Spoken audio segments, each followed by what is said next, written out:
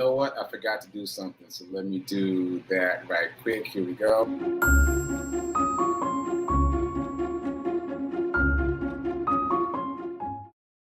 There we go. This is a pre-recorded show. This is Friday. I'm recording this on Friday, but it's early in the morning on Friday because it turns out I've got a conflicting Zoom for work. So I want to get this in really quick and then get over there so I can take care of my business for Idaho. So, quick episode, I think, let's see. So today is July 1st, and there's a couple things I want to cover, but welcome to the Be Your Own Hero Show. HERO is an acronym. It means helping everyone reach optimism. In other words, helping others helps you. It is a reciprocal action. I am your host. I am Sekouwrites. I'm a professional creative and the creator of the Hero Ministry Movement, which is my effort to uplift and inspire everyone, but especially the unhoused community. So join me here Monday through Friday at 8:45 a.m.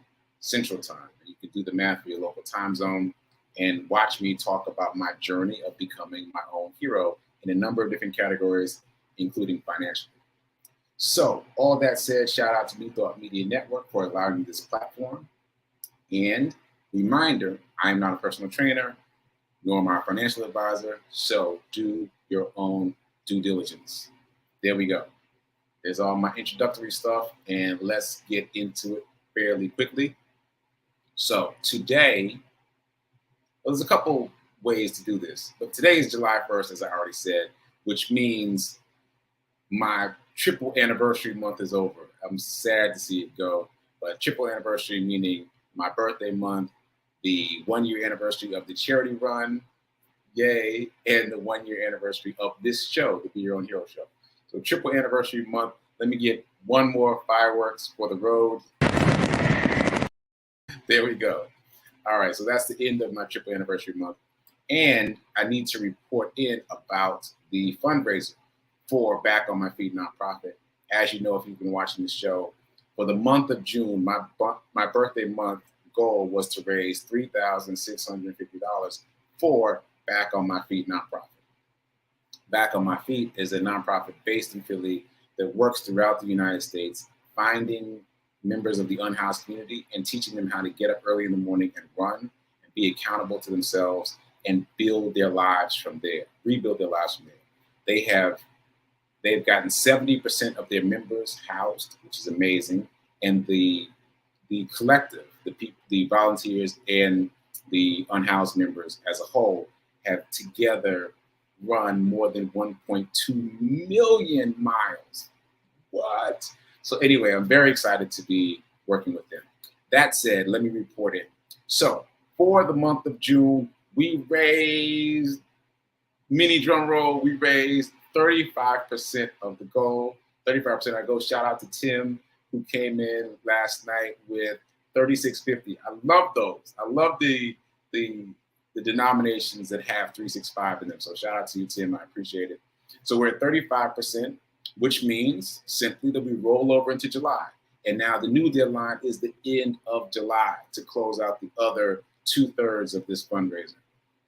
Again, the successful completion of this fundraiser secures my entry into the 2022 New York City Marathon. So that's how I get in, by raising this money. And I'm so grateful to be raising money for this particular nonprofit that combines running and working with the unhoused community, puts them all together.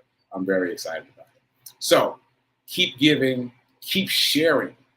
Share. The call to action for July is to share, because I keep being surprised that people don't know about it already. I literally talk about it every day, so I'm surprised that people don't know about it. But again, there's a lot of social media noise out here, a lot of noise in the world, so people are very unaware of this project. So please share the link, or share my story, or share the news clip, which is also at this link, and let other people get involved, let other people contribute, and maybe even spread that idea of giving a derivative of 365. That gives me quite a bit of a boost. So we're moving into July. We are still on mission, and we are still on mission number 2.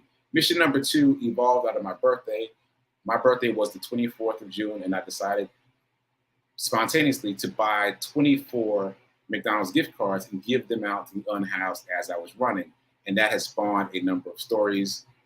So 2 quick things. First of all, just yesterday, more gift cards have arrived.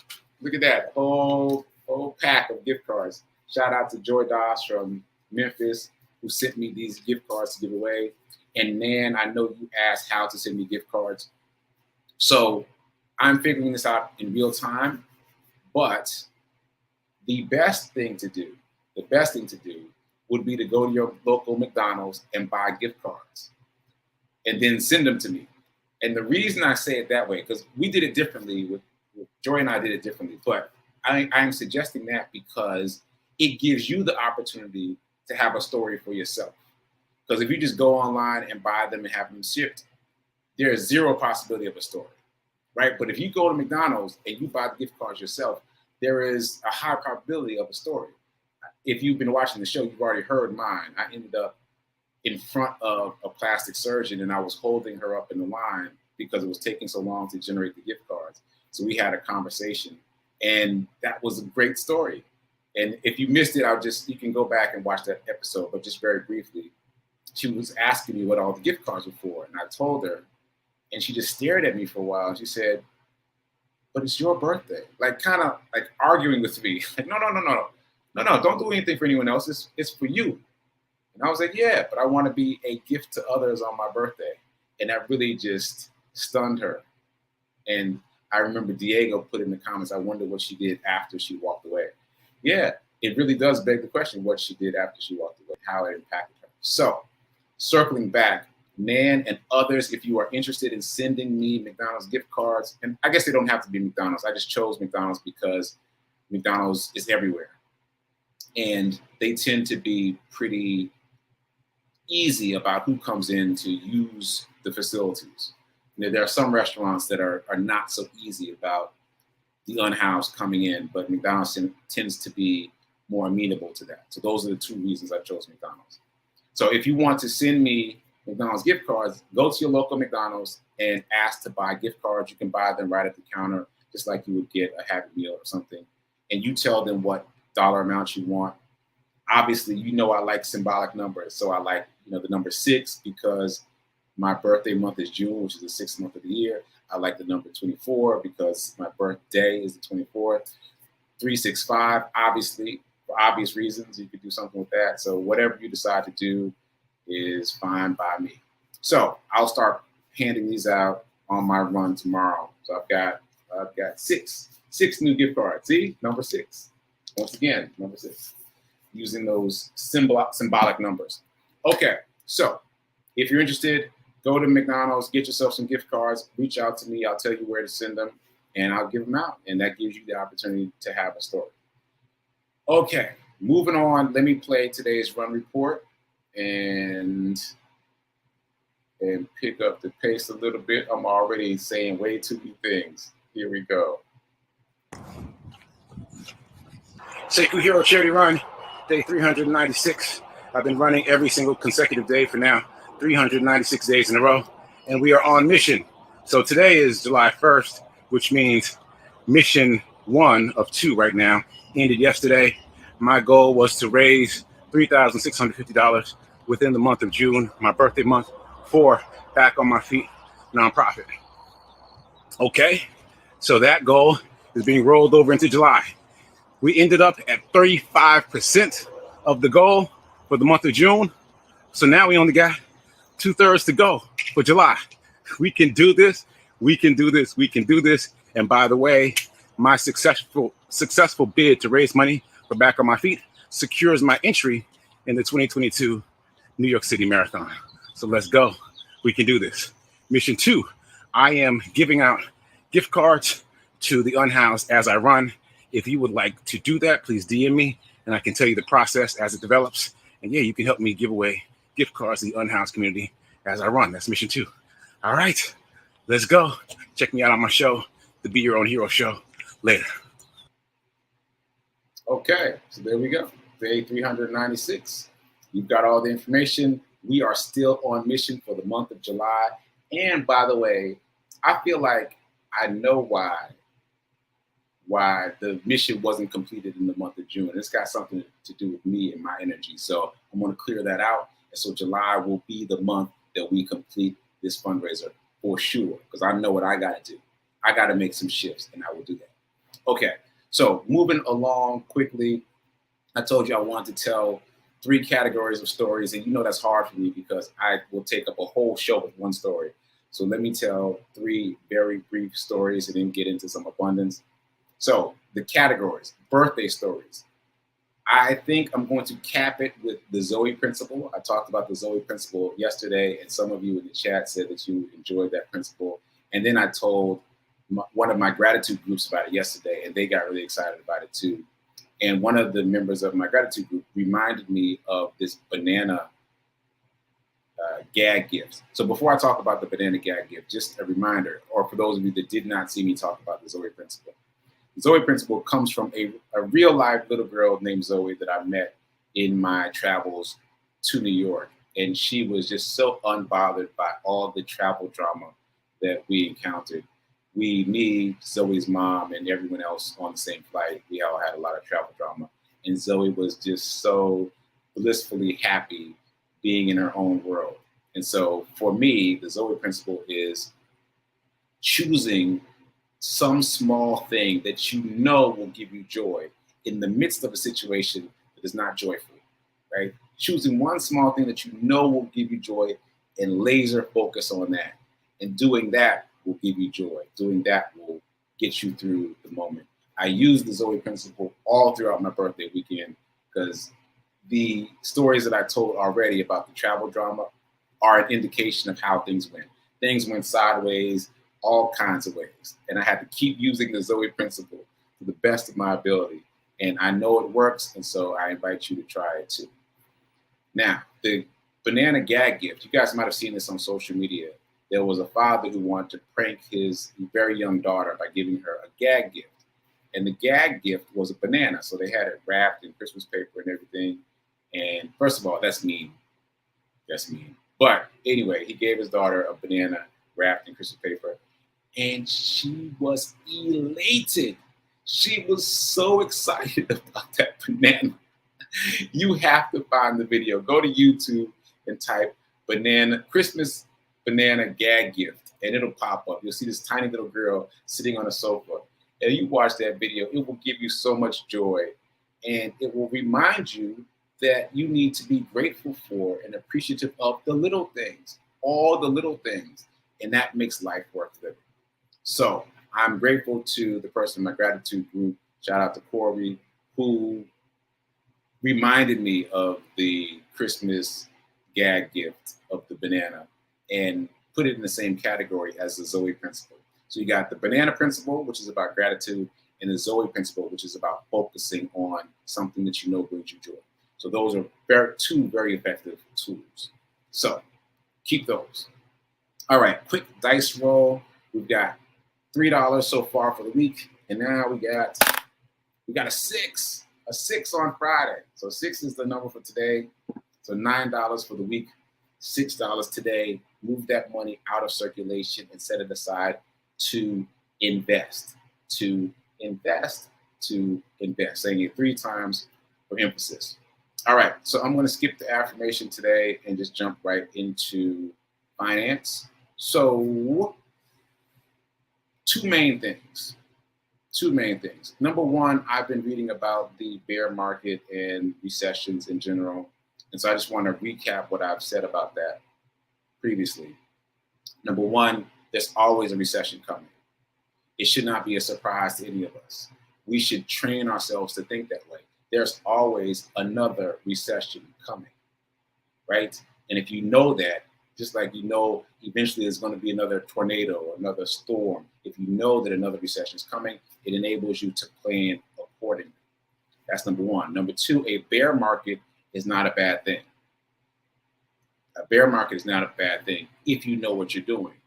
And a bear market has a very specific definition. A bear market means that the market is down 20% from its previous high point. Just for me, the fact that it's definable makes it less scary. It is concrete, it's definable. It's a 20% drop in the stock market, as compared to a deep bear market, which is 50 to 60% down. Either one of these are good if you know what you're doing. And by know what you're doing, I mean you stay calm. You understand that this is just the ebb and flow of the stock market, of the economy, that's just how it goes. There's nothing to be afraid of. And number two, that you can buy low to sell high. This is the opportunity to buy low so that you can sell high. So bear market, deep bear market, recession, all equal buying on sale. But you have to buy the right things on sale. Don't just go out into the stock market and grab anything willy-nilly. No, you want to buy vetted properties. Vetted meaning they have already been vetted by someone else, like they're part of FANG as defined by the pundits out there. It's part of the S&P 500 as defined by the market wizards. It's part of the Dow as defined by the experts. It's part of the NASDAQ. So the point is, use other people's research, use other people's work. Don't go out there and try to find a winner, trying to find that diamond in the rough that's going to turn into the next Google. Don't do that. Because unless you're really reading every single thing about that company, unless you're doing a deep dive, you're not going to have the information that you need to make that kind of decision. You can't do it on a hunch. Despite what they show us on TV, you can't pick a stock winner on a hunch. It's very unlikely. It's about the likelihood of getting struck by lightning. You don't want to do that. You want to base your financial decisions on the information that has already been vetted for you. So, bear market, deep bear market, recession, this is not the time to panic. This is the time to buy. And you want to buy properties that have already been vetted. The best idea is to buy the index funds, S&P 500, NASDAQ, Dow, because there's instant diversification. S&P 500 has 500 different stocks in it. The NASDAQ has 100 different stocks in it, and the Dow has 30 different stocks in it. Instant diversification, and all three of those index funds pay a dividend, meaning they pay you back. So all you have to do is set up the DRIP, dividend reinvestment plan, and they will pay you. They will add to themselves. My mom was telling me yesterday that her Dow stock is growing because she bought one share and now it's more than one share. That's what happens. You buy and it starts building on itself by itself, like a plant in a garden. Just plant it and let it grow. And the more shares you have of any particular index fund, the faster it grows. You get double the dividend. Double the dividend. Because once you own a whole share, you get the whole dividend, right? If you own 2 shares, you get that same dividend payment twice. So you really start snowballing your money. Okay, so I'm going to stop there to shift to something else before I run out of time. The second thing is I've been talking about buying into Google before the stock split. So let me give you the specific information. The Google stock split is July 15th. Today is the 1st. July 15th. You've got 14 days to figure out what you want to do. Now, this is what I've done. I have bought about $300 of fractional shares of Google right now. I did it already. So I've got $300 approximately sitting on Google. And I know it ebbs and flows, so I'll have to check it as the days go on to make sure it stays around $300. My intention is that when the stock splits on the 15th, I will automatically get 2 shares because Google is going to split from about $2,500 per share to about $150 per share, give or take $120 to $150 in that range. And so I am estimating that my $300 will equal a little bit more than 2 shares after the split. Now, the other thing that I'm banking on is that the stock will jump on the 15th because there seems, based on historical precedent, to be a spike in price on the day of a split. So I'm keeping an eye out for that. But there are a couple of different ways you can do this. You can, like me, buy in now and wait for the split. You could wait for the split and buy Google at a much lower price, which should be, as I said, around $120 to $150. But those of you that intend to get in early like I am, you've got a couple choices.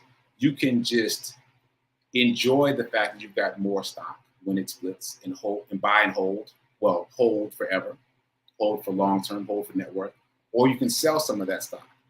My intention is to sell one of the shares. My intention is to end up with 2 shares and sell 1 share on the day that the stock splits. Because again, as I just said, based on historical precedent, the stock price will go through the roof on the day that it splits. So that's my experiment, to sell 1 share on the day that it splits, because I'm thinking maybe I'll be able to sell the share that cost me around $150 for more than $150, which means I'll be able to make money that day. And so for those of you that are also intending to buy in before the split, consider selling on the day of. That means you have to pay attention to your price now, and you have to watch that day. You have to pay attention that day. You have to, on July 15th, you have to pay attention. You have to go in and look and see what's happening. Is it spiking? Is it not? And then make your decision based on the information that's available at the time. As I will. Like if it's not spiking, I'm not going to sell. But you have the option of looking at the information and choosing to sell right then, and then just reinvest the money. And if you don't sell, you haven't lost anything. You just have more shares of Google to hold for long term. So I feel like this is a very controlled experiment for trading based on data that we already have. We know the stock is splitting. We know when the stock is splitting. We know based on previous experience that on the day of a split, the stock price tends to go through the roof because everyone's excited about the fact that it's splitting. So based on those factors, I intend, as I said, to acquire two shares with the money that I've already put in now and sell one of those shares on the day of to see what happens. See if I can make more than the money I spent on that day. So I invite you to enjoy that experiment with me. Let's find out together how that works. Okay. And if all that scares you, just go back to an index fund. Go back to an index fund, but do not be afraid of a bear market. Do not be afraid of a deep bear market, and do not be afraid of a recession. These are the times, not according to Sekou, according to all the books that I'm reading, all the things that I'm listening to, these are the times that fortunes are made, when you buy at the bottom and hold for the future. Okay, so the reason I pause right there, and this will be the last thing I say, but the reason I pause right there is you can't predict the bottom. So don't try to wait for the very bottom because it's impossible to predict it. But as the news is saying right now, we are already in a bear market. That's a fact, you know. So you can start buying now because you're in a bear market. When we hit a deep bear market, people will say that too. We're in a deep bear market. When we're in a recession, people will say that too. We're in a recession. So you can buy in those times because you know that they're happening.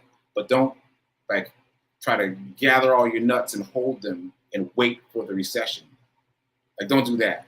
Like buy along the way as you know for sure there's a bear market, there's a deep bear market, and then there's a recession. But even planning for it that way feels much more comfortable than just being afraid of when it's going to happen, right? Just knowing, all right, this is going to happen soon, and I'm developing a plan to deal with it. It just feels so much more empowering, at least for me, and I hope it does for you too. Okay, so that said, let me go and run over to my Zoom and do my work. Oh, last story. I didn't tell the story about the teaching, right? So here's the story about teaching. I wore my headphones deliberately to remind me, and it just worked. So with the kids yesterday, I was teaching at Fisk yesterday, and yesterday's story is there's one kid. I know his name because I always have to yell his name. So-and-so, sit down. Stop doing that. Get your feet off the thing. You know what I'm saying? Like I know his name cold. And I don't know all the kids' names cold, but I know his cold because I always have to say it. And yesterday he was negotiating with me. He was like, okay, I'm not gonna do it anymore. I'm not gonna do it anymore.